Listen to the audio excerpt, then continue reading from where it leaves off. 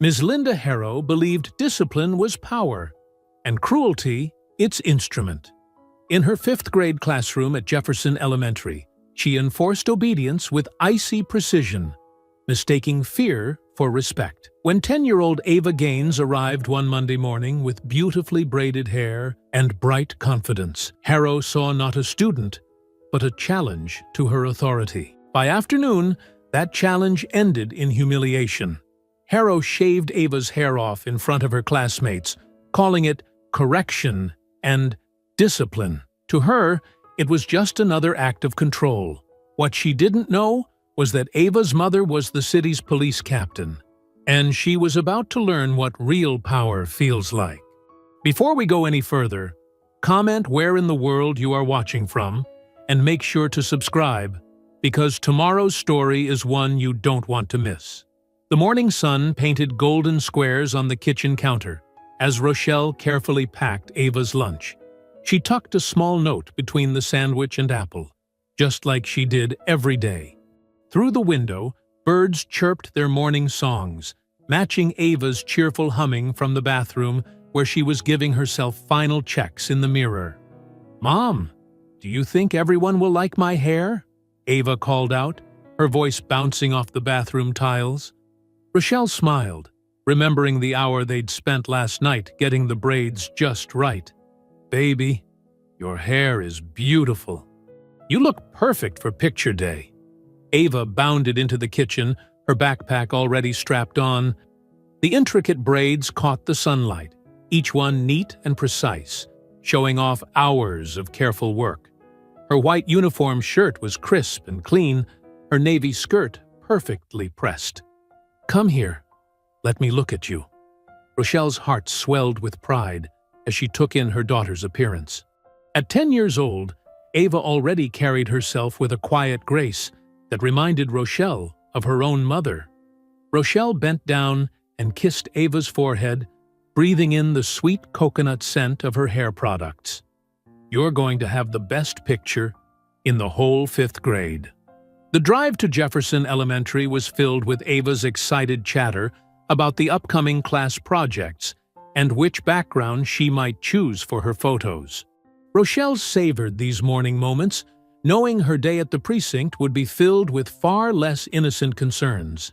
As they pulled up to the school, other parents were dropping off their children. Rochelle noticed Ms. Harrow standing at the entrance, her thin lips pressed into what seemed to be a permanent frown as she monitored the arriving students. "Have a wonderful day, sweetheart," Rochelle said, giving Ava one last hug before watching her join the stream of children heading into the building. The morning at Jefferson Elementary started like any other. Ava sat straight in her chair, her notebook open and pencils ready as Ms. Harrow began taking attendance.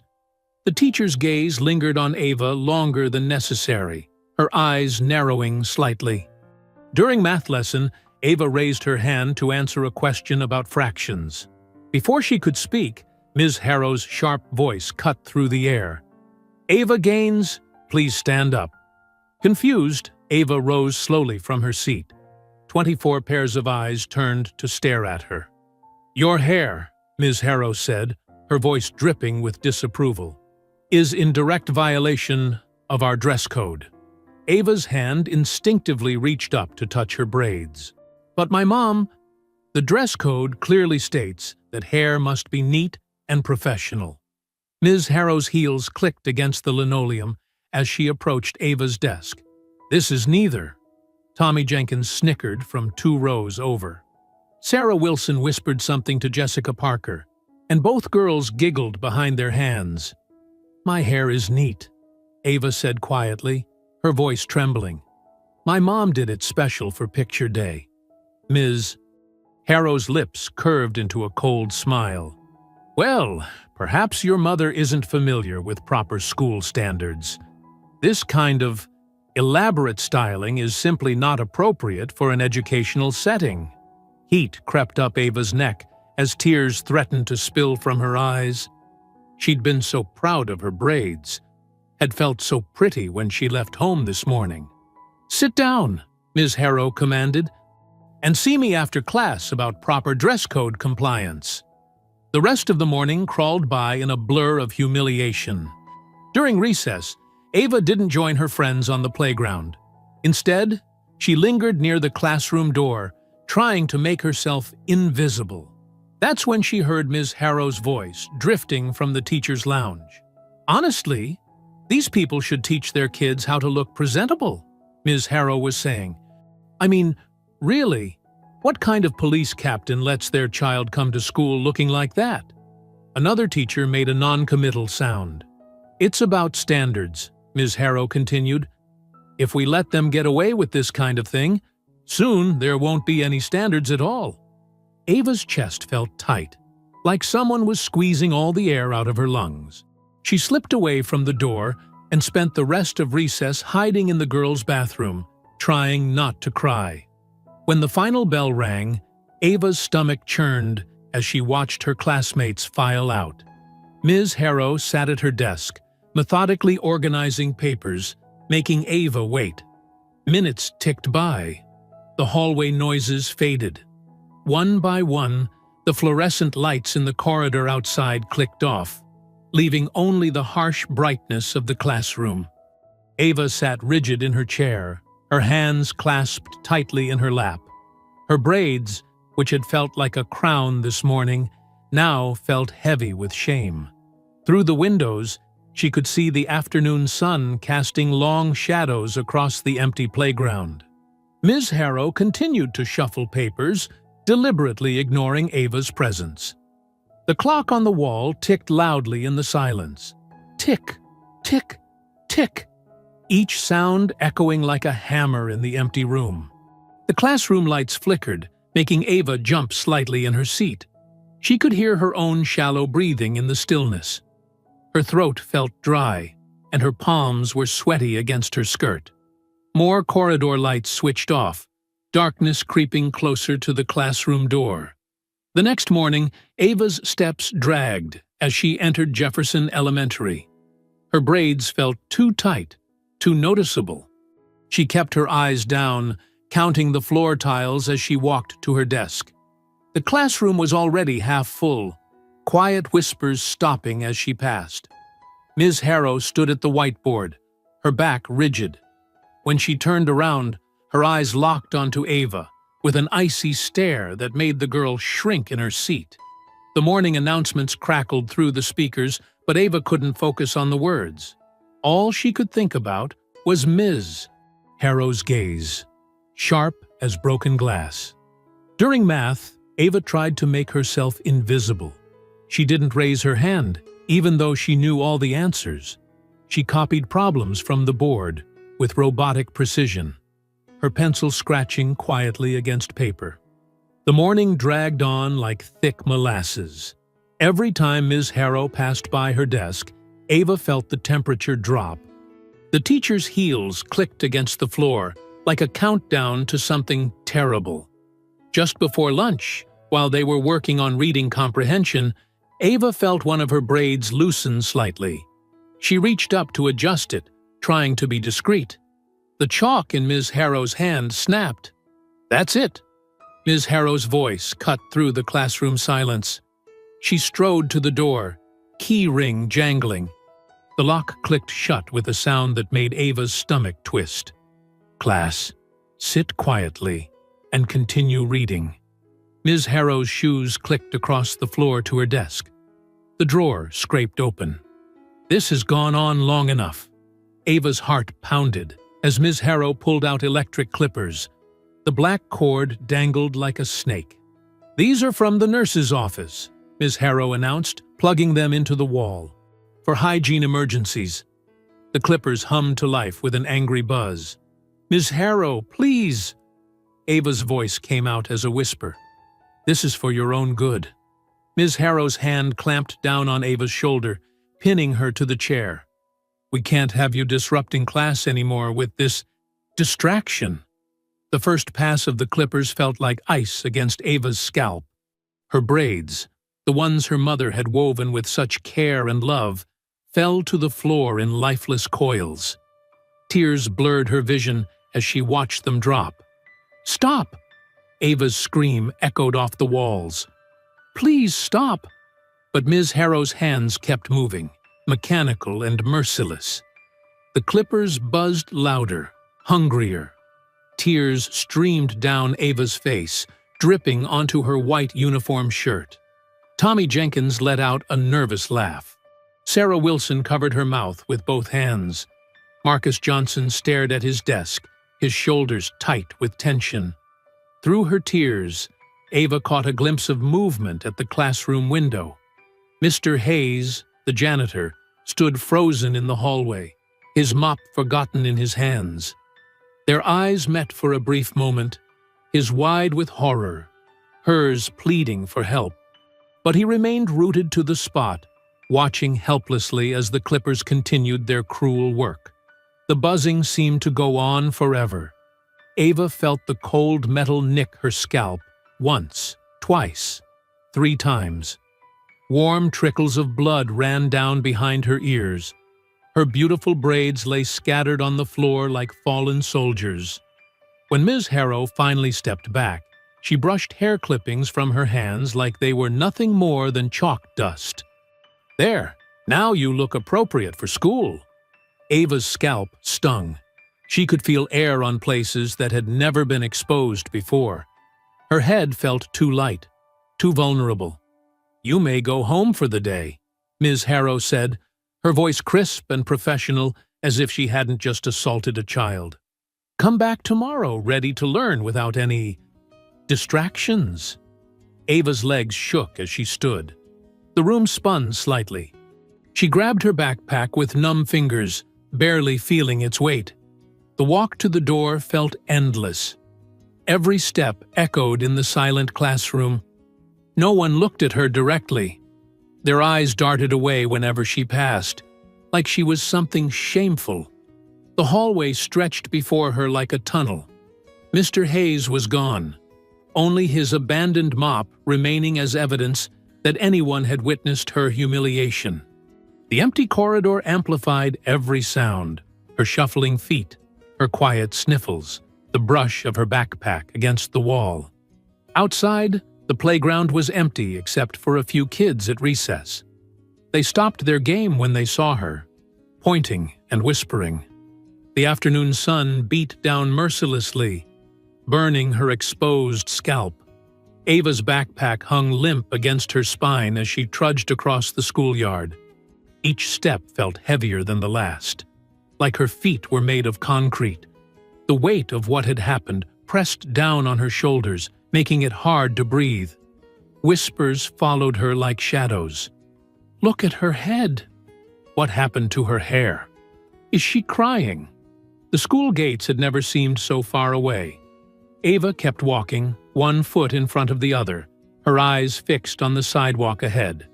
The sun overhead felt like a spotlight, exposing every raw patch on her scalp, every tear that rolled down her cheeks. A group of third graders stopped their jump rope game to stare as she passed. Their ropes slapped against the ground in a rhythm that matched her heartbeat.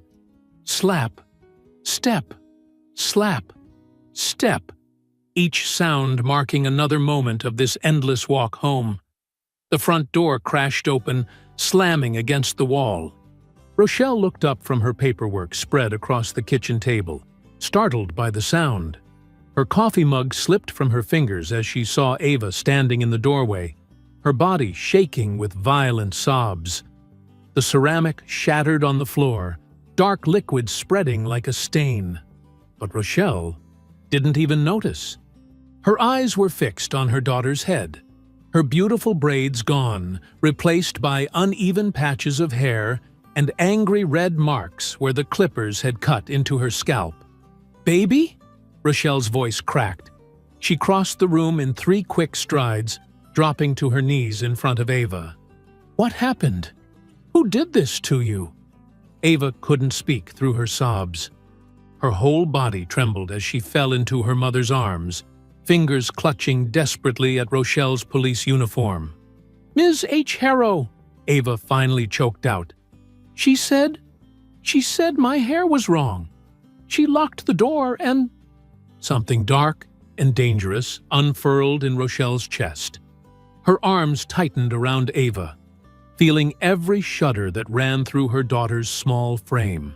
The police captain's training, years of maintaining calm in crisis, melted away beneath a wave of pure maternal fury. "Stay here," Rochelle said, her voice low and steady despite the rage building inside her. She guided Ava to the couch, wrapping her in the soft throw blanket they kept there. "Mama's going to fix this." The drive to Jefferson Elementary took 7 minutes. Rochelle counted each one, her hands clenched white-knuckled on the steering wheel. Her badge caught the afternoon sun as she strode through the front doors, uniform crisp and authoritative. The click of her boots against the linoleum echoed like gunshots. She didn't stop at the front office, didn't sign in, didn't wait for permission. The hallway stretched before her as she marched toward room 203, where she knew Ms. Harrow would be teaching her afternoon class. The door flew open under her hand. 25 pairs of eyes snapped to attention as she entered, including Linda Harrow's, which widened briefly before narrowing in recognition. "Ms. Harrow." Rochelle's voice was arctic. "We need to discuss what you did to my daughter." Harrow's lips tightened into a thin line. "Captain Gaines, I'm in the middle of a lesson. If you'd like to schedule a parent-teacher conference?" "No." The word cracked like a whip. "We're doing this now. You want to explain to me why my 10-year-old daughter came home with her scalp bleeding? Why you thought you had the right to put your hands on my child?" Students shifted uncomfortably in their seats. Some looked down at their desks. Others watched with wide eyes as their teacher squared off against the uniformed police captain. "Your daughter's hair was unkempt and posed a hygiene issue," Harrow said, her voice dripping with false concern. "As her teacher, I have a responsibility." "A responsibility?" Rochelle's laugh was sharp enough to cut glass. "You assaulted a child. You locked her in this room and traumatized her in front of her classmates. Now, see here," Harrow started, but footsteps in the hallway cut her off. Principal Cooper appeared in the doorway, his face a mask of practiced concern. "Captain Gaines, please. This situation is being handled through proper channels." "Proper channels?" Rochelle turned on him, her fury finding a new target. "Like the proper channels that let this woman terrorize my daughter? That let her bring clippers to school and attack a child?" Cooper raised his hands in a placating gesture. "If we could just step into my office—" "No." Rochelle's voice carried through the walls. "We're doing this right here, where it happened, where everyone can see exactly what kind of people are teaching their children." Harrow's smirk hadn't fully faded. She stood behind her desk like it was a shield, chin lifted in defiance. "I was simply enforcing school policy.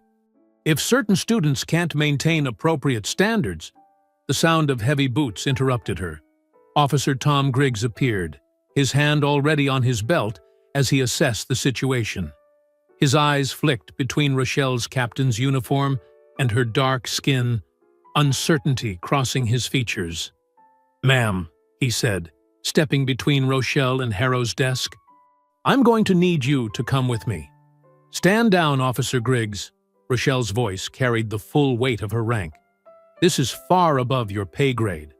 But Griggs moved closer, his body language aggressive. "Captain or not, you're disrupting school property. I need you to leave the premises." The tension in the room ratcheted up another notch. Students watched with held breath as the two officers faced each other, neither backing down. "You really want to do this?" Rochelle asked quietly. "You want to be the one who defends what she did to my baby?" Griggs's jaw tightened. His hand hadn't left his belt. "Ma'am, final warning." Rochelle looked past him to where Harrow stood, still wearing that satisfied smile. She memorized every detail of the woman's face, every line of her smug expression. "Ava!" she called out. "Come here, baby." Her daughter appeared in the doorway, still wrapped in the throw blanket from home. Her eyes were red and swollen, her shaved head making her look impossibly small. Rochelle walked past Griggs like he wasn't there, scooping Ava into her arms. Her daughter buried her face in her neck, fingers clutching at her uniform. The hallway seemed to hold its breath as they walked out. Whispers followed them like ripples in a pond. Teachers peeked out of doorways. Students pressed against windows. Just before they reached the exit, Rochelle paused. Her voice was quiet but carried clearly in the silent corridor. They just picked the wrong mother. The morning sun hadn't yet risen when the first news van pulled up outside Jefferson Elementary. By 7 a.m., the street was lined with reporters clutching coffee cups, their camera crews setting up equipment in the pale dawn light. Rochelle watched the circus unfold from her kitchen window, jaw clenched tight. Her phone hadn't stopped buzzing since last night. Texts, calls, social media notifications piling up like evidence in a case she couldn't crack. "Look at this," she muttered, holding up her phone. A local news website's headline read, "School Hygiene Incident Sparks Controversy." Like they couldn't even name what had really happened. Ava sat quietly at the kitchen table, wearing her favorite purple beanie pulled low over her ears. She pushed cereal around her bowl, not eating. Dark circles shadowed her eyes from a night of broken sleep. "You don't have to go today," Rochelle said softly. "We can stay home." Ava shook her head. "I don't want to hide." Pride and heartache warred in Rochelle's chest. She crossed the room and pressed a kiss to the top of Ava's covered head. By 9 a.m., the district's formal apology arrived via email. Rochelle read it standing in her office at the precinct, her coffee growing cold beside her. "We deeply regret the miscommunication that led to this unfortunate incident," the statement began.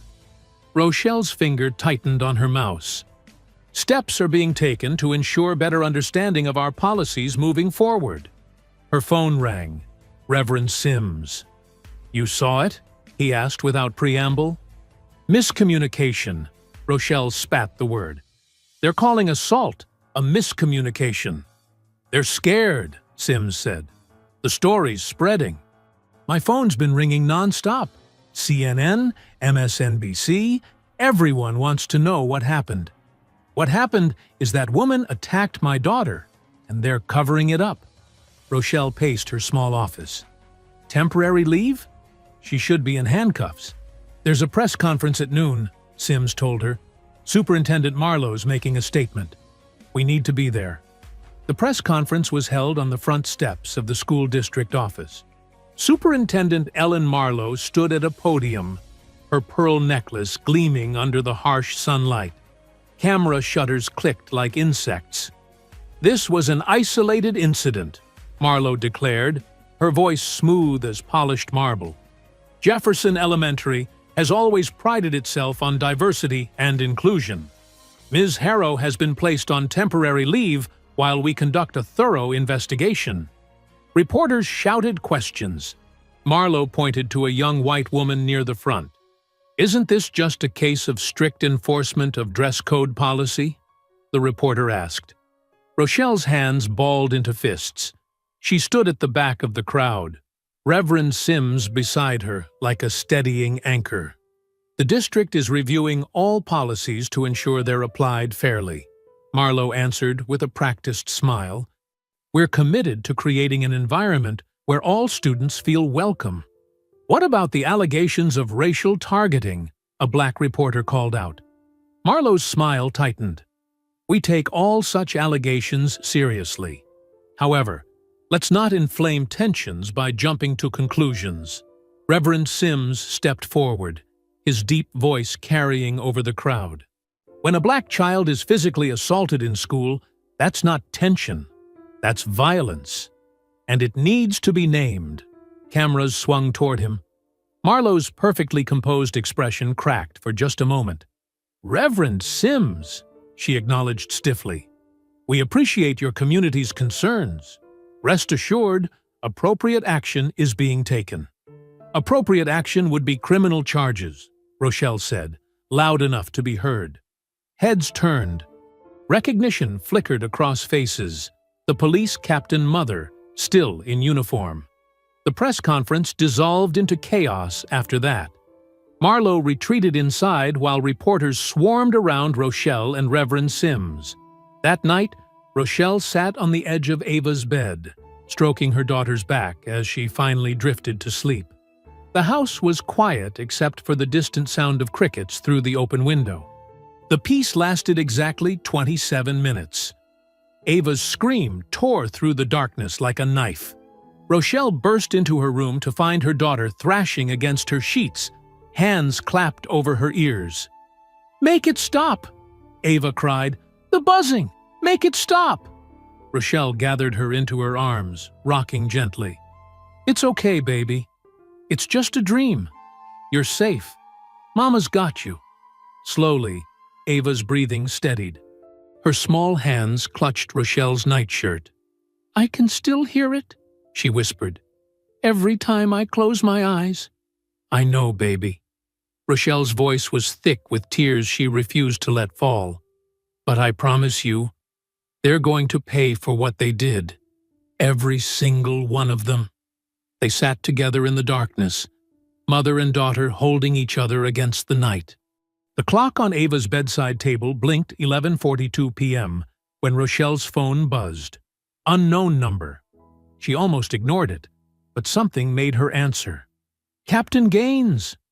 "They think they destroyed it," a raspy voice whispered. Static crackled on the line. "But I saw everything. There's footage." Rochelle sat up straighter, careful not to disturb Ava, who had finally fallen back asleep. "Who is this?" "Check the janitor's office tomorrow," the voice continued, ignoring her question. "Behind the supply shelf. They deleted it from the system, but..." The line went dead. Dawn painted Jefferson Elementary in shades of gray as Rochelle pulled into the back lot, parking behind the dumpsters. Her hands trembled slightly as she cut the engine.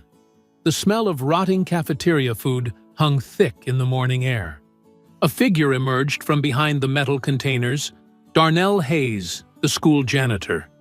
His shoulders hunched forward, eyes darting around like a cornered animal. "Captain Gaines?" His voice was barely above a whisper. "Thank you for coming." Rochelle stepped closer, keeping her voice low. "You called me last night?" Darnell nodded, wringing his hands. His uniform was wrinkled, dark circles under his eyes suggesting a sleepless night. "I saw everything they're trying to hide." "Tell me," Rochelle said, fighting to keep her voice steady. "I was cleaning the hallway outside room 204. Darnell's words tumbled out in a rush. "Heard screaming. When I looked through the window." He swallowed hard. "Ms. Harrow had your daughter cornered. She was smiling, Captain. Smiling while she did it." Rochelle's stomach churned. "The security cameras?" "There's one right outside that classroom. Caught everything." His hands shook harder. "But yesterday afternoon, IT guys showed up. Said they had orders to update the system. When they left, that footage was gone." "Who gave the order?" "Don't know for sure. But one of them mentioned something about the chief deputy's office on the phone." Rochelle's blood ran cold. Chief Deputy Lawrence Miles, her direct superior. The man who'd built his career on being untouchable. "I need proof," she said. "That's why I called you." Darnell glanced over his shoulder. "They wiped the main system, but backups are stored on a separate server for 48 hours. If you have clearance..." "I do." Rochelle checked her watch. "The IT department opens at 8. I'll handle it from here." "Captain?" Darnell caught her arm as she turned to leave. "Be careful. Ms. Harrow. She's connected. Her brother's on the school board. And her husband. Works internal affairs," Rochelle finished. The pieces were falling into place. Back at the precinct, Rochelle logged into the police network. Her fingers flew across the keyboard, accessing the school's security system through the department's back door. The deletion order was there, buried under layers of bureaucratic paperwork, but clear as day. From L. Miles, City PD Gov to It support Jefferson EDU. Subject: security system maintenance. Priority: urgent. Her office door opened. She quickly minimized the screen. Captain Gaines, Chief Deputy Miles, stood in the doorway, his smile not reaching his eyes. Got a minute? Of course, sir. Rochelle kept her face neutral as he closed the door. Miles settled into the chair across from her desk, straightening his perfectly pressed tie. Quite a situation at Jefferson Elementary. Yes, sir. Nasty business. He shook his head. But best handled internally, don't you think? School district has their procedures. A crime was committed against my daughter, Rochelle said carefully. Now. Miles's smile turned patronizing. Let's not get emotional. This is clearly a personal matter, and we both know mixing family with the job can lead to unfortunate decisions. With all due respect, sir, assault isn't a personal matter. Assault? He laughed softly. Come now, Rochelle. A teacher enforcing dress code? Hardly seems worth derailing your career over. The threat hung in the air between them. You ordered the security footage deleted, she said flatly. His smile vanished. Careful, Captain. Very careful. You've worked hard to get where you are. First black woman to lead this precinct. That's quite an achievement. Would be a shame to throw it all away over a misunderstanding. Is that what this is? What it is, Miles stood slowly, is over. The school board has handled it. The media cycle will move on, and you'll remember where your loyalties lie. He paused at the door. For your own good. After he left, Rochelle sat motionless, staring at her computer screen. The deletion order seemed to mock her. Behind it lay something bigger, a web of connections between the school board, the police department, and God knew what else. The drive home felt endless. Rain started falling, fat drops splattering against her windshield. Her knuckles were white on the steering wheel. They're hiding something, she muttered, watching lightning split the darkening sky. The pieces swirled in her mind. Harrow's brother on the school board, her husband in internal affairs, Miles's involvement in the cover-up. This wasn't just about Ava anymore. This was about power, about systems protecting their own. Thunder rumbled overhead as Rochelle pulled into her driveway. The rain was falling harder now, drumming against her car roof like angry fists. Through her rain-streaked window, she could see Ava's bedroom light on, her daughter's silhouette at the window, still wearing that purple beanie, still trying to be brave. The neon sign of Pete's all-night diner buzzed and flickered in the rain. At 11 p.m., the place was nearly empty. Just a sleepy waitress refilling coffee cups and an old man reading yesterday's paper. Rochelle slid into a worn vinyl booth, her uniform still damp from the storm. Across from her sat Clara Benson, dark circles under her eyes, suggesting long nights chasing leads. The journalist's laptop hummed quietly between them. "Thanks for meeting me," Rochelle said, keeping her voice low. Clara nodded, pushing her wire-rimmed glasses up her nose. "Your message said it was urgent." The waitress approached. "Coffee?" "Please," they said in unison. Once the waitress moved away, Rochelle reached into her jacket pocket. The flash drive felt heavy in her palm, small but loaded with dynamite. She slid it across the sticky tabletop. Metadata from Jefferson Elementary's security system. Proof the footage existed before it was wiped. Clara picked up the drive, turning it over in her hands. "How did you get this?" "Let's just say I still have friends in IT." Rochelle wrapped her hands around the coffee mug, letting the warmth seep into her fingers. "But there's more. I've been digging. I'm listening." Clara pulled out a small notebook, pen poised. Paul Harrow, Linda Harrow's brother, sits on the school board, has for 8 years. He chairs the disciplinary committee. Clara's pen scratched across the paper. The same committee that would review complaints against teachers? Exactly. Rochelle leaned forward. And her husband, Michael Harrow? works internal affairs at my precinct. The unit investigating your conduct after the confrontation at school. One big happy family." Rochelle's smile was bitter. Clara set down her pen. "This goes deeper than one racist teacher, doesn't it?" "Much deeper. Chief Deputy Miles personally ordered that footage deleted. Why would someone at his level get involved in a school disciplinary issue?" Thunder rolled outside as they sat in silence, digesting the implications. The old man with the newspaper shuffled out, leaving them alone except for the waitress. "I'll need more than metadata to run this story," Clara said finally. "Hard evidence, witnesses." Rochelle's phone buzzed. Darnell Hayes' number flashed on the screen. "Captain?" His voice shook. "There's a car. Been following me since I left work." Rochelle sat up straighter. "Where are you?" "Almost home. Dark sedan, no plates. Every turn I make, they make." "Get inside, lock your doors. I'm on my way." Clara was already gathering her things. "Go. I'll start digging into the school board's financial records. See what shakes loose." "Be careful," Rochelle warned. "These people—" "I know." Clara's eyes were hard. "I've brought down corrupt officials before. Just get your witness somewhere safe." The rain had settled into a steady drizzle by the time Rochelle reached Darnell's small house on Oak Street. No sign of the sedan, but the janitor's hands still trembled as he let her in. "They stayed out there for 20 minutes, he said, pacing his living room. "Just sitting there, watching." "Did you see the driver?" "Too dark." Darnell stopped at the window, peering through the blinds. "This is about the footage, isn't it? They know I saw." "I won't let anything happen to you," Rochelle promised. "We'll set up surveillance, get you protection." "I got a teenage son to think about," Darnell interrupted. "Can't afford to lose this job." "Can't afford to die either." Rochelle's phone buzzed again, a text from Clara. "Found something.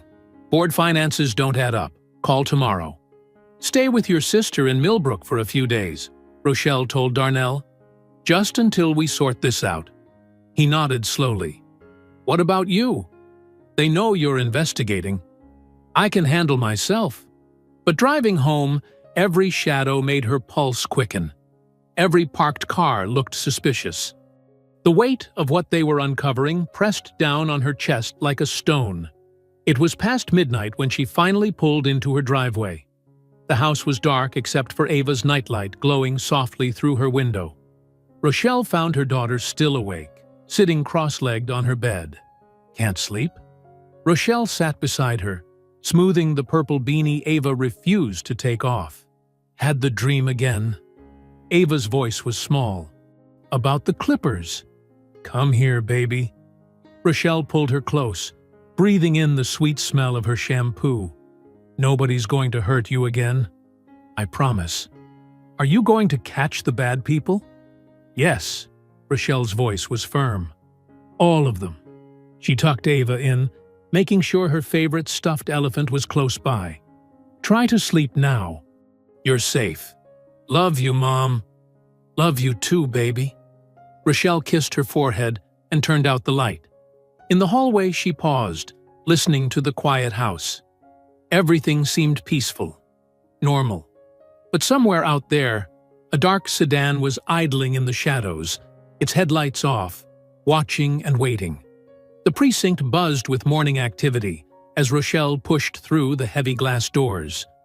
Something felt off immediately. Faces that usually greeted her with warm smiles now avoided eye contact. Conversations died mid-sentence as she passed. Walking to the locker room, her boots echoed against the polished floor. The familiar rhythm felt different today, more isolated. She rounded the corner and stopped dead. There it was, sprawled across her locker in angry red marker. "Race Card Cop." The letters dripped slightly, still fresh. Her hand trembled as she traced the edge of one letter, red ink coming away on her fingertip. Officer Martinez, arranging files nearby, quickly gathered her things and left without a word. Rochelle opened her locker, the metal door creaking louder than usual in the empty room. Inside, her family photo had been turned face down. She righted it, touching Ava's smiling face through the glass. Captain Gaines. Officer Tom Watson stood in the doorway, his usual friendly demeanor replaced with stiff formality. Chief Deputy Miles wants to see you. Now. The walk to Miles's office felt like a march to execution. Every desk she passed fell silent. Even Rodriguez, her partner of 3 years, suddenly became fascinated with his computer screen. Chief Deputy Miles sat behind his massive oak desk, reading glasses perched on his nose as he studied a file. He didn't look up when she entered. "Sit down, Captain." Rochelle remained standing. "I prefer to stand, sir." He finally looked up, removing his glasses with deliberate slowness. "This isn't a request." She sat, spine straight, hands folded in her lap. The leather chair creaked under her. "Do you know why you're here?" Miles leaned back, studying her. "No, sir." He slid a folder across the desk. "Unauthorized access of police databases. Multiple searches on civilian personnel. School board members. Their families." His voice hardened. "Internal affairs officers. I was investigating a crime against my daughter. Your daughter's situation was handled through proper channels." Miles cut her off. "The teacher was disciplined. The school apologized. But you couldn't let it go, could you? My daughter was assaulted. This isn't about your daughter anymore." He stood, towering over her. "This is about you abusing your position for a personal vendetta." Rochelle's hands clenched in her lap. "Sir, with respect, your badge and gun." He held out his hand. "Pending investigation." The room seemed to tilt sideways. "For how long?" "Until Internal Affairs completes their review." His smile didn't reach his eyes. "Could be weeks. Could be months." Her fingers trembled as she unclipped her badge. The metal felt cold, lifeless. 15 years of service, reduced to this moment. "You're making a mistake," she said quietly. "No, Captain." He dropped her badge into his desk drawer. "You did." The drive home was a blur. Rain started falling again, matching her mood. Her phone buzzed, a text from Clara. "Board financial records show suspicious transfers. Need to meet." She pulled into her driveway just as Ava's school bus stopped at the corner. Her daughter walked slowly toward the house, shoulders slumped, clutching papers to her chest. "Baby?" Rochelle met her at the door. "What's wrong?" Wordlessly, Ava handed over her report card. Straight A's in every subject, except one. Behavior. F. "Mrs. Peterson says I'm disruptive," Ava whispered. "But I haven't done anything. I just sit quiet like you told me." Rochelle scanned the comments section. Student shows defiant attitude. Refuses to participate. Negative influence on other students. "Who is Mrs. Peterson?" "Ms. Harrow's friend. They eat lunch together." Of course. Harrow's influence, spreading like poison through the school. Other teachers carrying out her vendetta. "Go do your homework, baby." Rochelle kissed her daughter's forehead. "This isn't your fault." Later that night, after Ava was asleep, Rochelle sat alone in her dark living room. Her suspended badge lay on the coffee table, moonlight catching the metal. Outside, rain tapped against the windows like nervous fingers. She picked up the badge, its familiar weight now strange in her hand. The system she'd dedicated her life to had turned against her daughter. "If they won't protect my daughter," she whispered into the darkness, "I'll do it myself." Her phone lit up. Another text from Clara. "Meeting tomorrow. 7 a.m. Same diner. Big breakthrough." Rochelle set down her badge and reached for her laptop. If she couldn't use police resources anymore, she'd find another way. The screen's blue light illuminated her face as she began typing, documenting everything. Every incident, every connection, every suspicious coincidence.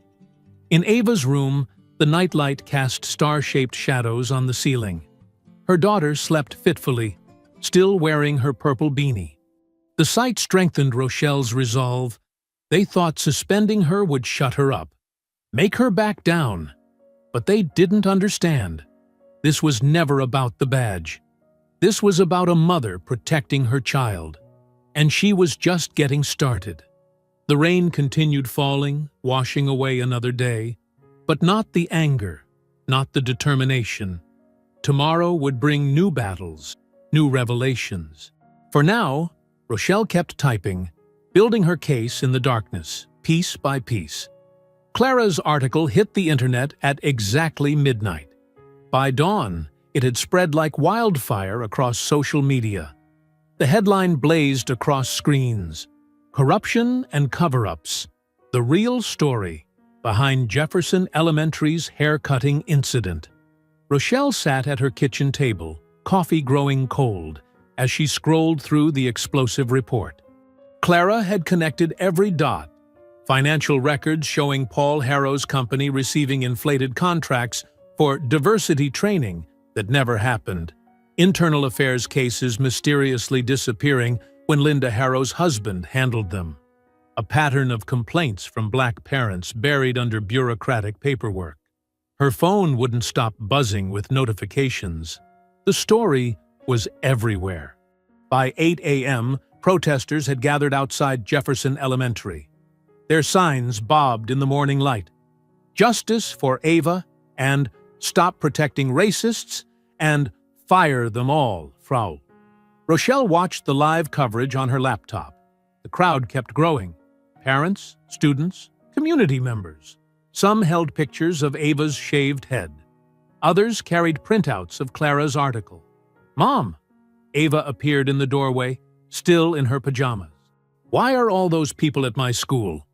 "They're standing up for what's right, baby." Rochelle pulled her daughter close. "Sometimes that's what it takes." The protest spread to City Hall by noon. Local news crews jostled for position as speakers took turns at the microphone. Reverend Sims's voice boomed through the speakers. "We demand accountability. We demand justice." Rochelle's phone rang. "Clara." "They're trying to shut us down," Clara said without preamble. Her voice was tight with anger. "The newspaper just got hit with a cease and desist. They're calling it defamation. But everything in the article is true. Truth doesn't matter when they have expensive lawyers." Clara sighed. "My editor's already talking about retracting it." "They can't. It gets worse. Check your email." Rochelle opened her inbox. There it was, a press release from the school board attacking Clara's credibility. They dug up a minor correction from one of her stories 3 years ago, twisting it into evidence of repeated false reporting. Social media exploded, with coordinated posts calling the article fake news. Bot accounts spread doctored screenshots claiming Clara had fabricated quotes. Her phone buzzed again. This time, it was Darnell. "They burned it." His voice shook. "My car. It's gone." Rochelle gripped the phone tighter. "Are you okay?" "I was inside when it happened. Heard the glass break, then whoosh." He paused. "My son could have been in there." "Darnell, we need to—" "I'm done." His voice cracked. "I'm sorry. I got kids to think about." The line went dead. Rochelle's hands trembled as she set down the phone. Everything was unraveling. She switched on the TV, hoping for better news. Instead, there was Linda Harrow's face filling the screen. She sat perched on a morning show couch, tissues clutched in her manicured hands. "I just wanted to help," Harrow sniffled, dabbing at dry eyes. "These children need structure, guidance. Sometimes tough love is necessary." The sympathetic host nodded. "And now you're receiving death threats?" "It's been terrible." Harrow's voice quavered perfectly. "My family, my reputation. All because I tried to maintain proper standards." The camera zoomed in on her face as tears finally appeared. "That poor girl." I only wanted what was best for her. Rochelle's coffee mug shattered against the wall. Mom? Ava appeared again, startled by the noise. Rochelle quickly turned off the TV. It's okay, baby. Just dropped something. But her hands were still shaking with rage. On her phone, notifications kept coming. The article being discredited, protesters being dispersed, Harrow's interview going viral with sympathetic comments. No, Rochelle said, her voice cold and hard as steel. Now, I'm coming for you. She looked at the scattered pieces of her coffee mug on the floor. Like her faith in the system, it lay in sharp, broken pieces. But unlike the mug, this wasn't over. Outside, the rain had started again, drumming against the windows. Ava sat at the kitchen table starting her homework. Her purple beanie was pulled low, hiding the still uneven patches where her hair was slowly growing back. Rochelle watched her daughter, her beautiful, brave girl who still went to school every day despite everything, who still tried her best even when teachers marked her down unfairly, who still held her head high even when classmates whispered. The TV in the other room continued playing Harrow's interview. Her fake tears and practiced sympathy carried through the walls like poison. Rochelle's phone lit up with another text from Clara. Don't give up. I'm still digging. The broken pieces of the mug caught the kitchen light, scattering it like tiny mirrors. Each shard reflected a different angle of the truth, just like each piece of evidence they'd gathered showed another facet of the corruption.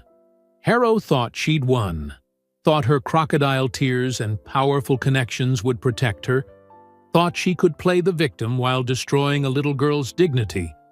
But she didn't understand what she was dealing with, didn't understand that some mothers don't stop, don't back down, don't give up until justice is served.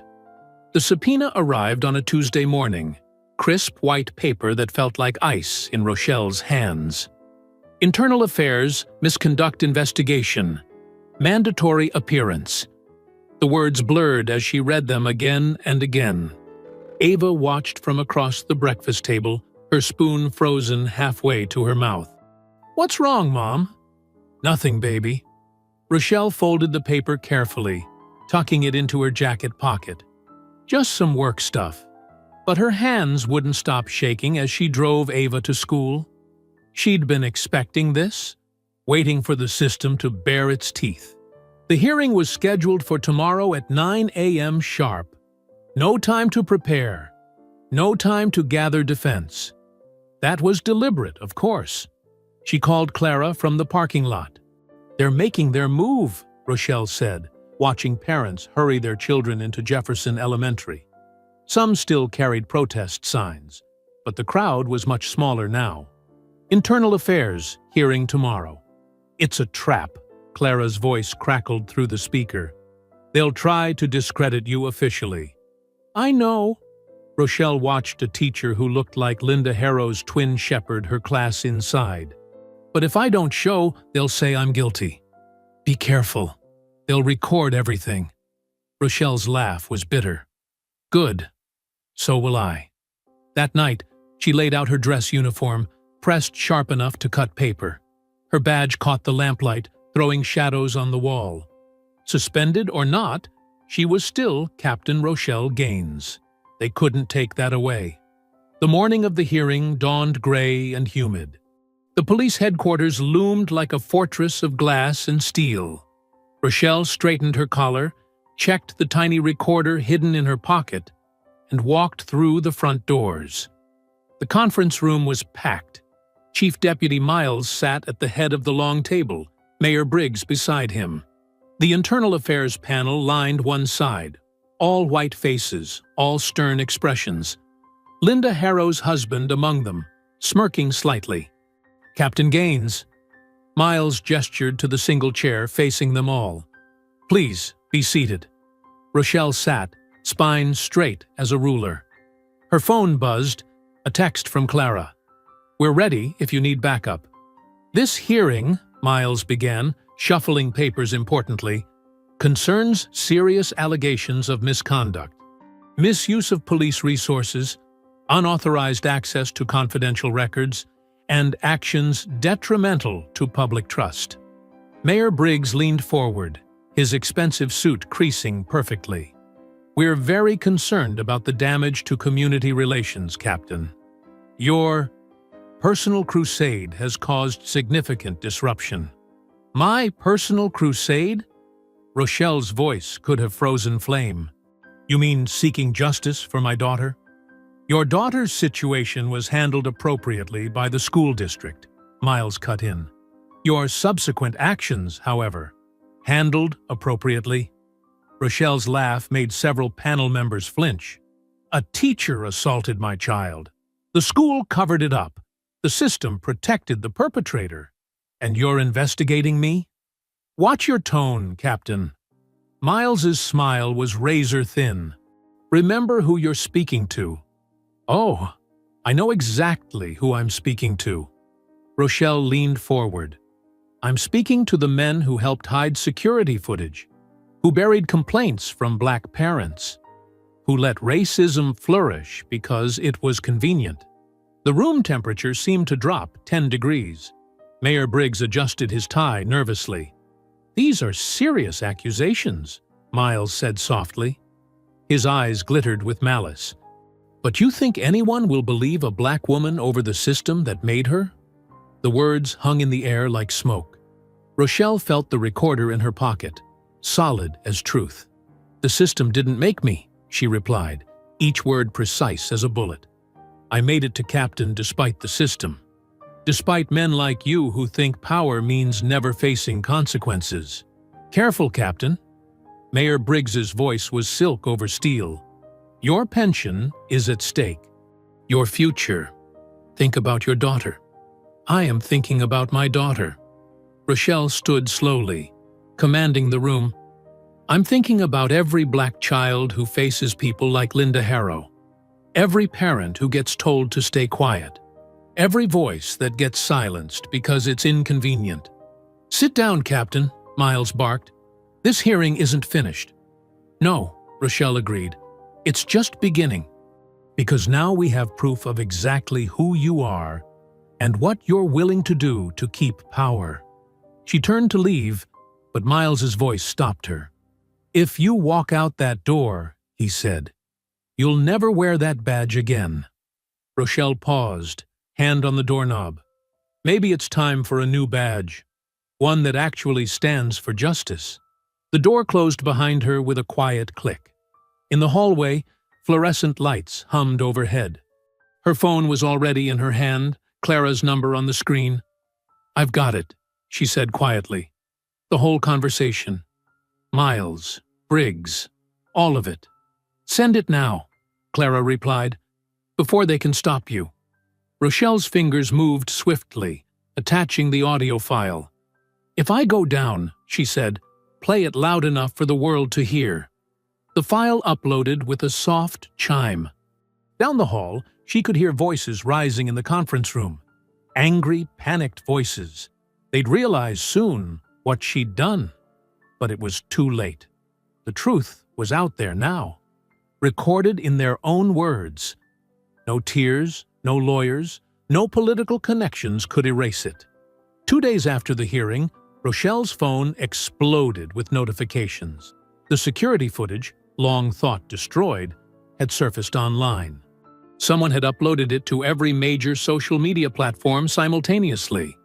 The video was crystal clear.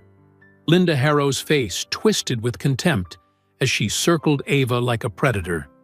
The electric clippers hummed menacingly. Students' faces showed horror, discomfort, and fear. The raw cruelty was undeniable. "Mom!" Ava called from the living room. "We're on TV!" Every news channel carried the story.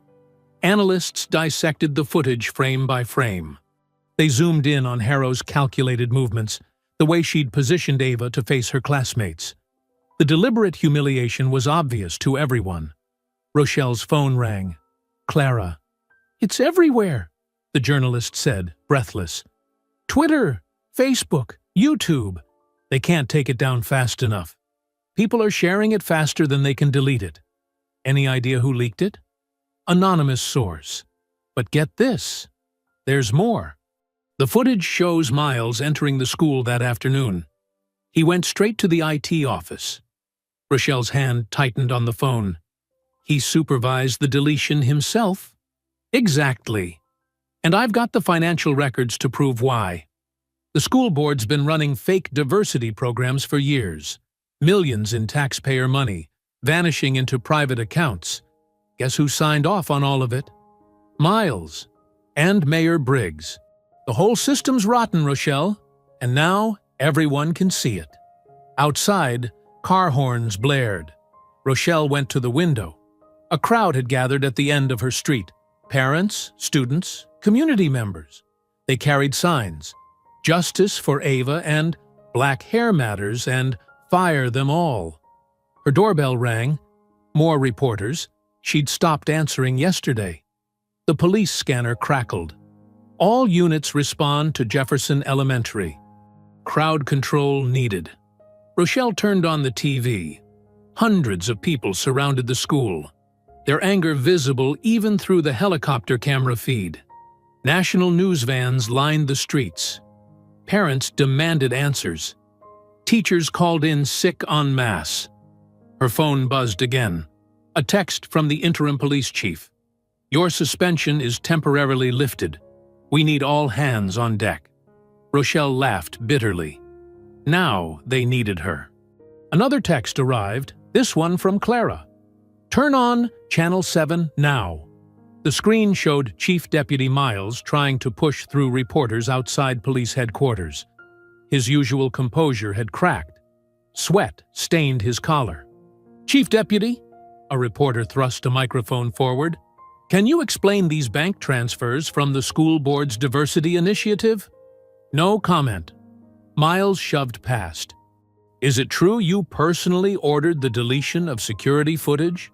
What about the complaints from other black students? Did Mayor Briggs know about the embezzlement? Miles broke into a run, diving into a waiting car. The camera caught his panic perfectly. Rochelle's phone rang again. The interim chief, this time. Captain Gaines, he said. We need you at the command center. This situation's getting out of hand. Is it? Rochelle watched another wave of protesters join the crowd outside her house. Or is justice finally getting its day? Please, Captain. You're the only one they might listen to.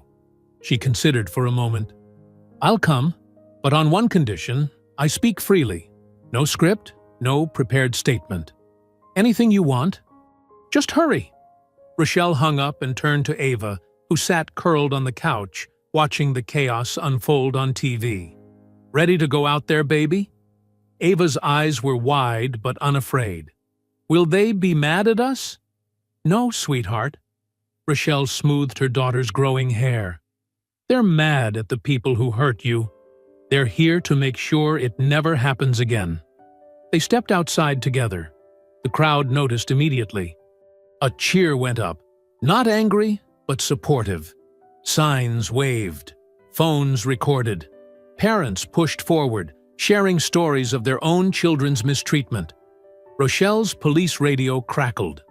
Units reported crowds at the mayor's office, the school board, police headquarters. The city had awakened. Clara's latest article dropped online. Exposed: How Police Chief and Mayor Profited from School Discrimination. The evidence was damning. Bank statements, emails, deleted complaints meticulously restored. Miles's car was spotted heading for the airport. State police were already waiting. Downtown, the interim chief had set up a podium. News cameras gathered. Rochelle drove there slowly, Ava holding her hand in the passenger seat. The crowd parted for them. Reporters called questions. Rochelle guided Ava through the chaos, up to the podium. The interim chief stepped back, yielding the microphone. Silence fell. 2 days ago, Rochelle began, they tried to silence me. They thought a badge was more important than justice. They were wrong. Cheers erupted. My daughter was assaulted because they thought no one would care. Because they thought we'd stay quiet. Because a system built on racism only works if we accept it. More cheers. Ava squeezed her hand. But we see it now. All of it. The cruelty. The corruption. The lies they told to keep power. And we're not accepting it anymore. The crowd roared. Cameras flashed.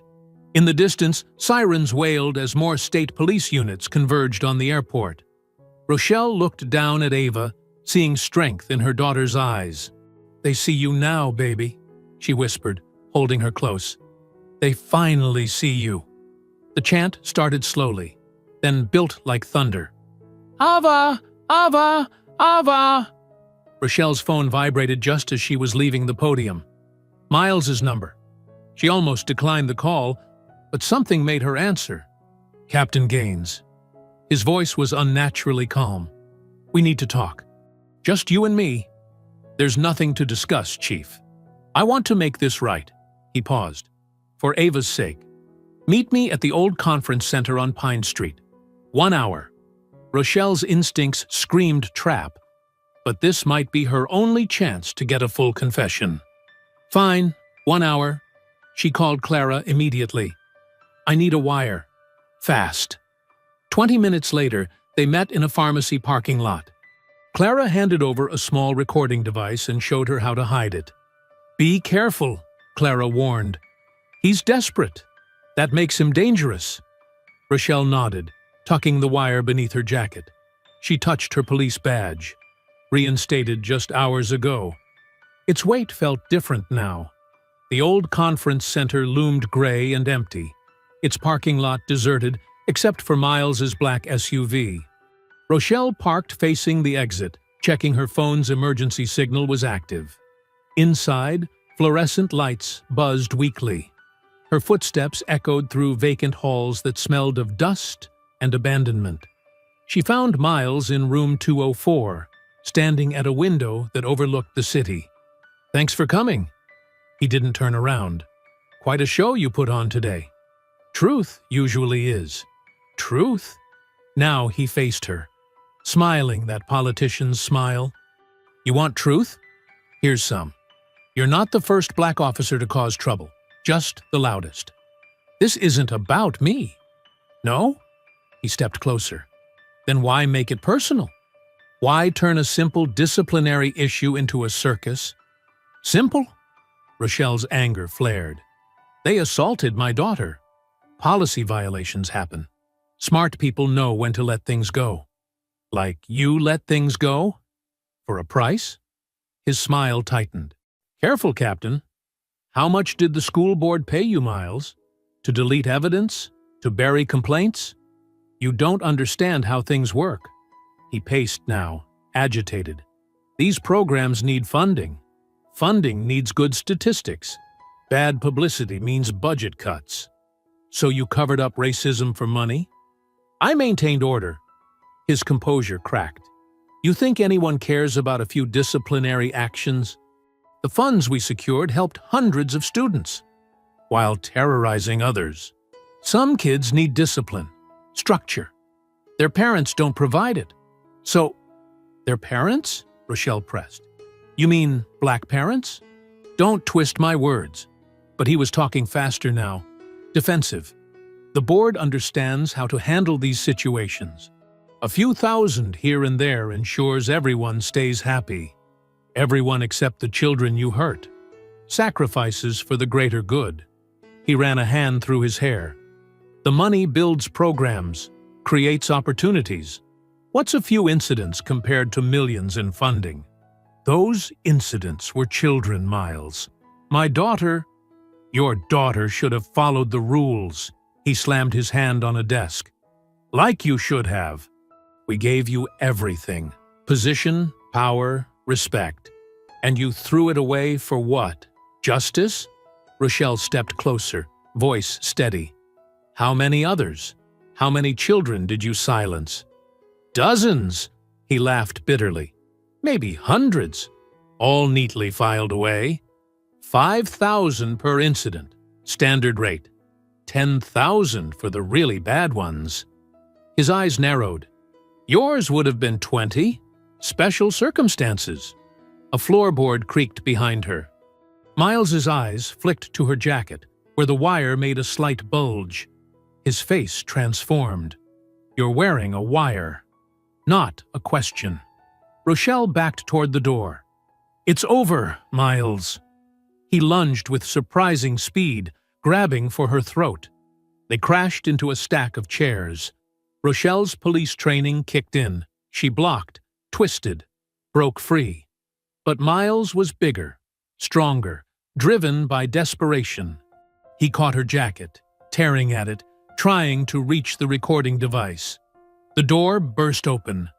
Darnell Hayes charged in, swinging his janitor's mop like a staff. The metal handle caught Miles in the ribs, sending him stumbling. "Run!" Darnell shouted. Rochelle scrambled up, clutching the wire secure against her chest. Miles recovered, shoving Darnell aside, reaching for her again. She ducked under his grasp and drove her knee up, hard. Miles doubled over, wheezing. Darnell grabbed her arm, pulling her toward the exit. They ran through dark hallways, footsteps thundering behind them. Miles's curses echoed off empty walls. Rochelle's heart pounded, but the recording device was safe. They burst into the parking lot just as police sirens wailed in the distance. Someone had called it in, probably Clara, monitoring from nearby. "Get in!" Rochelle yelled to Darnell, jumping into her car. The engine roared to life. Miles staggered out the front door, face contorted with rage. He raised something in his hand, a gun. Rochelle floored the accelerator. Bullets pinged off the trunk as they fishtailed onto the street. In her rearview mirror, blue lights converged on the conference center. "You okay?" she asked Darnell, who was breathing hard in the passenger seat. "Been following him," he gasped. "Knew he'd try something." "Thank you." She meant it. "But now we've got to move fast. Those sirens aren't all friendly." They sped through yellowing traffic lights toward the rising columns of City Hall. The recording device pressed against her ribs, solid, secure, heavy with evidence. More sirens joined the chorus behind them. Rochelle gripped the steering wheel tighter, every heartbeat a prayer that they'd make it in time. City Hall's grand chamber buzzed with tension. Every seat was filled, with people standing along the walls and spilling into the hallways. News cameras lined the back, their red lights blinking like watchful eyes. The emergency town hall meeting had drawn hundreds. Linda Harrow perched near the front, her lawyer's hand resting protectively on her shoulder. Her face wore that familiar mask of wounded innocence. Behind her, Chief Deputy Miles lounged with calculated casualness, though his fingers drummed restlessly on his armrest. Mayor Briggs stood at the podium, his usual commanding presence diminished by recent events. "We're here tonight to address serious allegations regarding Jefferson Elementary School and—" The double doors burst open. Rochelle strode in, Darnell Hayes right behind her. Her jacket was torn, a bruise darkening on her cheek, but her eyes blazed with purpose. The crowd's murmuring grew louder. "Captain Gaines," Mayor Briggs stammered, "this is a scheduled meeting." "Perfect timing, then." Rochelle's voice carried through the chamber. She approached the podium, each step deliberate. "Because I have something everyone needs to hear." Miles half rose, but Officer Sandra Lee blocked his path. Other officers moved to strategic positions around the room. They'd chosen their side. Rochelle reached the podium, plugging a small device into the sound system. Her fingers were steady, despite the adrenaline still coursing through her veins. "Before we begin," she said, "I want everyone to remember why we're here. This isn't about policies or procedures. This is about a child, my child, and every other child they've hurt." She pressed play. Miles's voice filled the chamber. 5,000 per incident, standard rate. 10,000 for the really bad ones. The crowd stirred. Harrow's lawyer whispered urgently in her ear, "That's illegal recording!" Miles shouted, standing again. "She's trying to—" But Rochelle was already connecting her phone to the projection system. Financial records appeared on the massive screen behind her. Spreadsheets, bank transfers, emails. Years of systematic cover-ups laid bare. "Every racist incident," Rochelle continued, her voice sharp and clear. "Every complaint from a black parent. Every case of discrimination. They buried it all. For money, for power, for control." She clicked through document after document. Harrow's smug expression cracked. Miles's face had gone pale.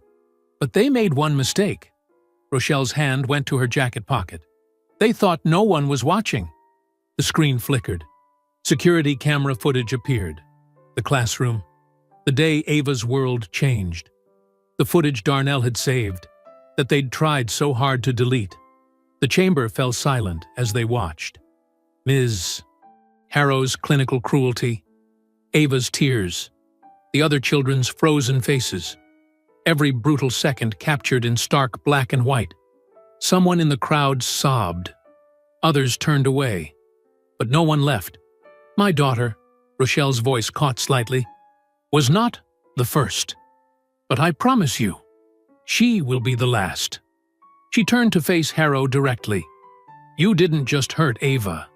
You hurt every child who watched. You taught them that cruelty wears a smile. That power means never having to say you're sorry. Harrow's lawyer tried to interrupt, but Rochelle pressed on. And you, she faced Miles. You protected her, protected all of them. How many children's pain did you trade for your precious funding? Miles exploded from his seat, shoving past Sandra Lee. He charged toward the podium, face contorted with the same rage she'd seen at the conference center. But this time, she wasn't alone.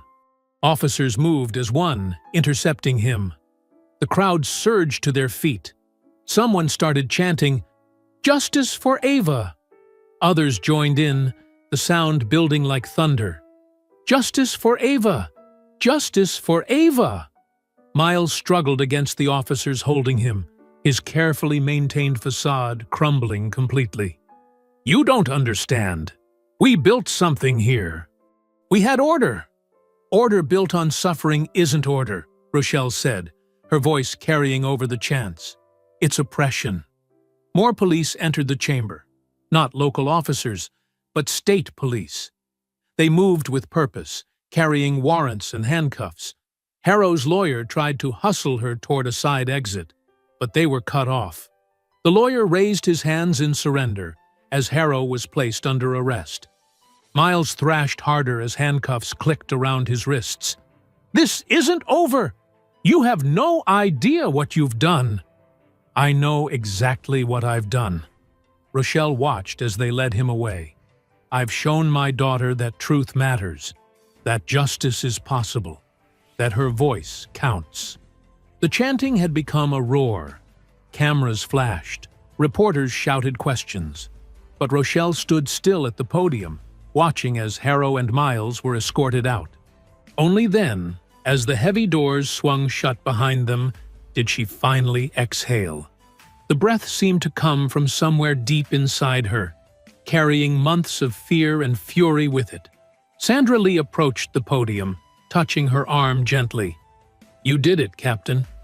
Rochelle looked out at the crowd, at the faces filled with shock, relief, determination, at the children who would remember this day, at the future they'd just reclaimed.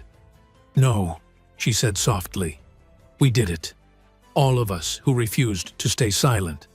The chanting continued, echoing through City Hall's marble corridors. "Justice for Ava! Justice for Ava!" But it wasn't just for Ava anymore. It was for every child who'd ever been told to be smaller, quieter, less themselves. It was for every parent who'd fought back against a system designed to break them. Morning sunlight filtered through the thin hospital curtains, casting warm stripes across Rochelle's bed. Her ribs ached, and the bruise on her cheek had deepened to purple, but she couldn't stop smiling. The TV mounted on the wall played footage from last night's town hall meeting on a loop. Clara Benson slipped into the room, carrying 2 cups of real coffee. A welcome change from the hospital's watered-down version. Her press badge caught the light as she settled into the chair beside the bed. "You're not going to believe this," Clara said, handing Rochelle a cup. "The FBI just raided Miles's office. They're finding paper trails going back 15 years.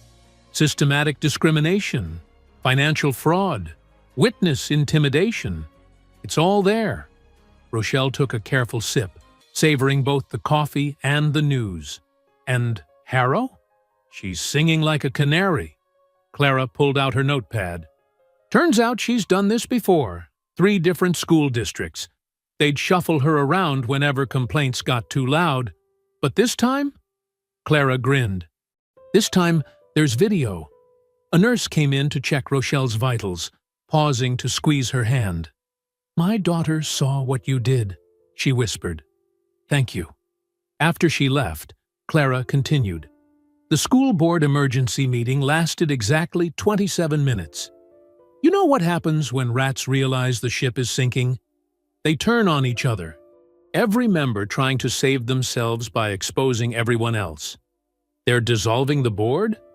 Better, the state's stepping in, complete restructuring, new policies, new oversight, new everything. Clara leaned forward.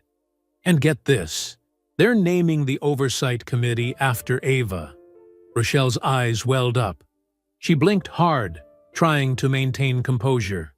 She needs to hear that. After everything they put her through, oh, it gets better. Clara pulled up a news alert on her phone. Mayor Briggs just announced his resignation, called it personal reasons, but everyone knows. He can't survive being linked to this. The TV caught their attention as breaking news graphics flashed across the screen. The anchor's voice filled the room. In a stunning development, federal authorities have expanded their investigation to include 3 neighboring school districts. Sources say evidence suggests a widespread pattern of discriminatory practices and financial misconduct. "You didn't just break one story," Clara said softly. "You cracked open the whole damn system." A knock at the door interrupted them. Police Commissioner Wallace entered, looking unusually humble. "Captain Gaines," he said, fidgeting with his tie. "I hope you're feeling better." Rochelle sat up straighter, despite her protesting ribs. "Sir, the department, we owe you an apology. A big one." He cleared his throat. "Your reinstatement papers are being processed. Full rank and privileges restored, with back pay." "Thank you, sir." "Don't thank me. You earned it." He hesitated. "The press is calling you the captain who fought back. It's trending nationally. Every major network wants an interview." Clara smirked. "Already got that covered, Commissioner. Exclusive rights." After Wallace left, Rochelle's phone buzzed with a text from Sandra Lee. "Turn on Channel 7." Clara grabbed the remote, switching channels. They caught the middle of a live press conference outside Jefferson Elementary. The new interim superintendent stood at a podium, surrounded by community leaders. And so, by unanimous vote, Jefferson Elementary will be renamed the Dr. Dorothy Jenkins Academy, honoring our city's first Black educator. Dr. Jenkins broke barriers 70 years ago, and today we continue her legacy of courage and change. The camera panned to show Dr. Jenkins's elderly daughter in the crowd, tears streaming down her face as the crowd applauded. "When can I go back?" Rochelle turned to see Ava in the doorway, her aunt right behind her. "Baby!" Rochelle opened her arms, and Ava rushed to her bedside. "Careful of Mommy's ribs, sweetie." Ava climbed carefully onto the bed. "Everyone at school's talking about you. Even Ms. Peterson said you're a hero." "I'm not a hero, baby. I'm just your mom." "That's what makes you a hero," Clara said, standing to leave. "Sometimes that's all it takes. One mother saying, enough." 3 days later, Rochelle stood in the freshly painted hallway of Dr. Dorothy Jenkins' Academy. The bruises had faded to yellow, but she still moved carefully. New posters lined the walls, diverse faces, inspirational quotes, student artwork celebrating different cultures. The morning assembly bell rang. Students filed into the auditorium, buzzing with excitement. This was Ava's first day back. Rochelle watched from the side as her daughter walked in. Ava's hair was growing back, styled in a proud little afro. But it was her walk that made Rochelle's heart swell. Head high, shoulders back, stride confident. The students erupted in applause. Not polite, scattered clapping, but real, thunderous appreciation. Some kids stood up, then more. Soon the whole assembly was on their feet. Ava blushed, but didn't duck her head. She smiled and walked to her seat, every inch her mother's daughter. The new principal, a warm-voiced woman named Dr. Carter, took the microphone. Today marks a new chapter in our school's history. But more importantly, it marks a new chapter in how we treat each other, how we celebrate our differences, how we stand up for what's right. Rochelle watched as Ava found her friends, not just her old group, but new faces too. They made space for her, welcomed her, protected her. The morning sunlight streamed through the auditorium windows, catching the new bronze letters in the entryway. Dr. Dorothy Jenkins Academy, where every voice matters. The ancient oak tree in town square stretched its branches wide, as if embracing the hundreds of people gathered beneath. Its leaves rustled in the late afternoon breeze, casting dancing shadows across the assembled crowd. Folding chairs filled the square, with people standing shoulder to shoulder in the back, all faces turned toward the simple wooden podium. Reverend Sims stood tall, his gray hair catching the sunlight as he adjusted the microphone. His deep voice carried across the hushed gathering. "We come together today," he began, "not just to celebrate victory, but to honor courage. The kind of courage that speaks truth when lies are more comfortable. The kind that stands tall when others would have us bow our heads." He paused, his eyes scanning the crowd. "Let us pray," he said, bowing his head. "Lord, we thank you for the ones who stood up when it was dangerous. For Captain Rochelle Gaines, who showed us that a mother's love can move mountains and change systems. For Mr. Darnell Hayes, who risked everything to preserve the truth. For every person who refused to look away when injustice showed its face." The crowd murmured, "Amen," and Reverend Sims lifted his head. "Today, we don't just remember the pain. We celebrate the healing. We honor those who helped us find our way back to each other."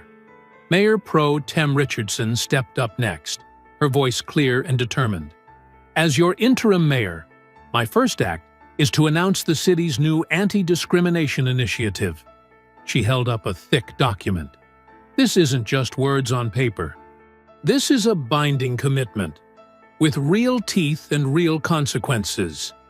She outlined the key points: mandatory cultural sensitivity training for all city employees, an independent review board for discrimination complaints, and increased funding for diversity programs in schools. But the crowd really stirred when she announced the initiative's official name, the Ava Gaines Act. In the front row, Ava squeezed her aunt's hand, her eyes wide. Rochelle, seated on the stage, felt tears threatening, but held them back.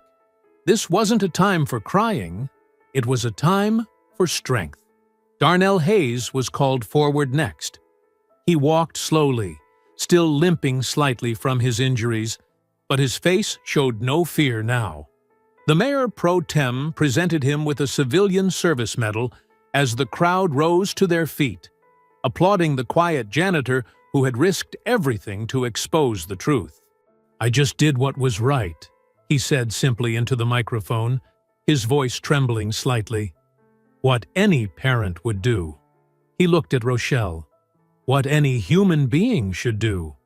When Rochelle's turn came, she stood carefully, her ribs still tender. The podium felt different from the ones she'd stood behind as a police captain. More personal, more real. She looked out at the sea of faces. Black, white, brown, Asian, the whole community represented. A few months ago, she began, I thought I understood what it meant to protect and serve. I wore my badge with pride, believing in the system. She touched her captain's bars, newly restored. But sometimes the system needs protecting from itself. Sometimes serving means standing up to the very institutions we're part of. She described the journey, not just the investigation and confrontation, but the personal cost. The nights holding Ava through nightmares. The fear of losing everything she'd worked for. The moment she realized that justice was more important than job security. But here's what I learned, she continued, her voice growing stronger. Change doesn't come from institutions. It comes from people. From a janitor brave enough to save evidence. From a reporter who wouldn't back down. From a community that refused to accept pretty words instead of real action. She outlined her plans for rebuilding trust between the police department and the community. Starting next week, we're launching community liaison programs in every neighborhood. Officers will attend cultural education sessions led by community members. And most importantly, we're establishing a youth council to advise on policies that affect our children. As she spoke, she saw faces in the crowd beginning to nod. People who had protested against the police department weeks ago were now leaning forward, listening intently. Trust wouldn't come back overnight, but this was a start. My daughter taught me something through all this, Rochelle said, her voice softening. She taught me that sometimes the biggest act of courage is simply being yourself in a world that tries to shame you for it. At that moment, Ava couldn't contain herself anymore. She broke free from her aunt's hold and ran to the stage, taking the steps 2 at a time. Rochelle opened her arms and Ava flew into them, burying her face in her mother's uniform. The crowd erupted in applause and cheers. Holding her daughter close, Rochelle looked across the gathered faces. She saw Clara Benson in the back, notebook in hand, but for once not writing, just watching. Darnell Hayes sat with his teenage son, their hands clasped together. Reverend Sims stood to the side, nodding slowly, his face peaceful. The setting sun painted the sky in brilliant golds and deep reds, its light catching the leaves of the old oak tree. The same tree that had witnessed segregation, integration, and now this moment of transformation.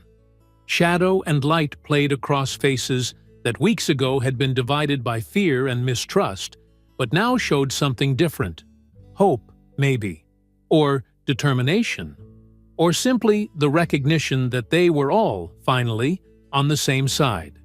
A month later, winter sunlight streamed through Ava's bedroom window as Rochelle gently worked coconut oil through her daughter's growing curls.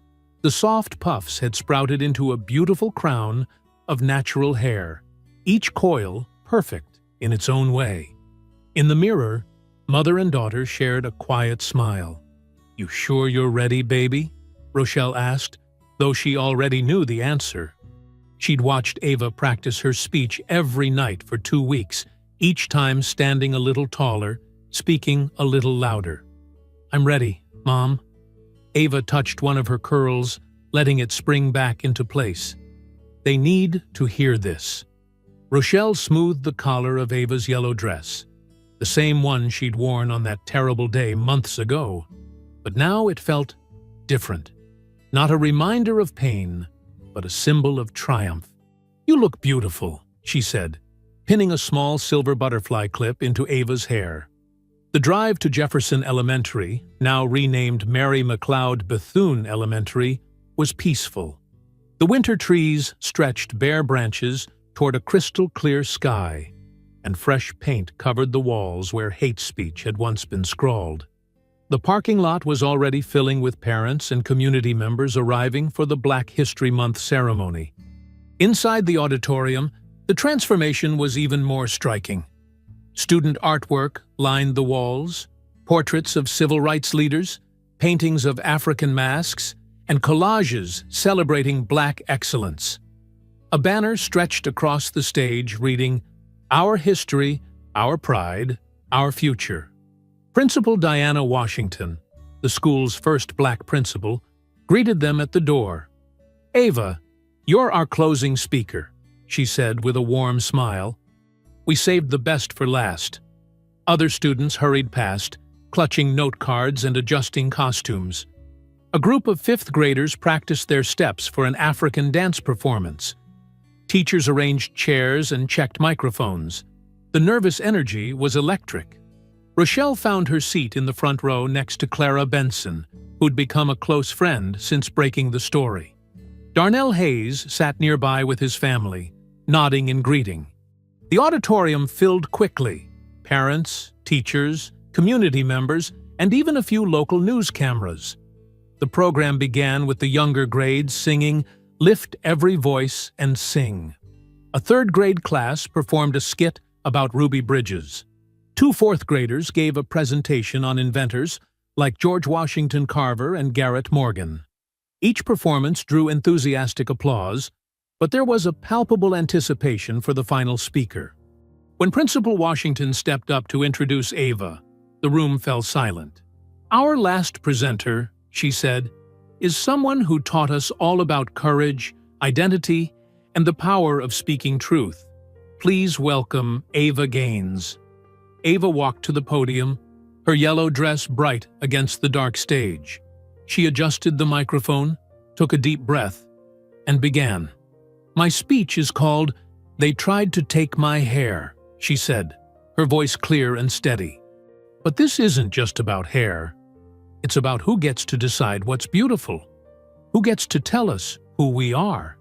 She described that day in the classroom, not with anger or hatred, but with truth that cut deeper than either.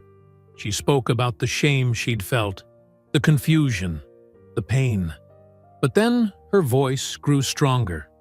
"They thought they could break me by taking my hair," she continued. "They thought they could make me smaller, make me hide. But they were wrong. My hair grew back stronger, and so did I." The audience sat transfixed as this 10-year-old girl spoke about identity, about pride, about the difference between rules and justice. Some wiped tears, others nodded in recognition of their own battles. "My mom taught me something important," Ava said, looking directly at Rochelle. "She taught me that sometimes you have to fight back with more than just words. You have to fight back by being exactly who you are, as loud as you can be." She touched one of her curls. "This is my crown now. Nobody can take it away. Because it's not just hair. It's my history, my culture, my pride, and I'm not hiding anymore." The applause started before she finished her last word. It built slowly, then erupted into a standing ovation that shook the auditorium. People rose to their feet, cheering and crying. Principal Washington dabbed her eyes with a tissue. Clara squeezed Rochelle's hand. "She's incredible," she whispered. "Just like her mother." Rochelle couldn't speak. She watched her daughter standing tall on that stage, bathed in spotlight, her natural hair forming a perfect halo around her face. Tears rolled down her cheeks as she remembered holding that sobbing, wounded child months ago. Now she saw a warrior, a leader, a force of nature. Students crowded around Ava as she left the stage, asking to touch her hair, complimenting her speech. Parents approached Rochelle, thanking her for starting a movement that had transformed not just the school, but the entire community. As they gathered their things to leave, Rochelle caught sight of their reflection in the auditorium window. Mother and daughter, both standing tall, both wearing their natural hair like crowns. She thought about all they'd been through, all they'd fought for, all they'd won. They tried to take her hair, Rochelle whispered to herself, watching Ava laugh with her friends. But they only sharpened her crown.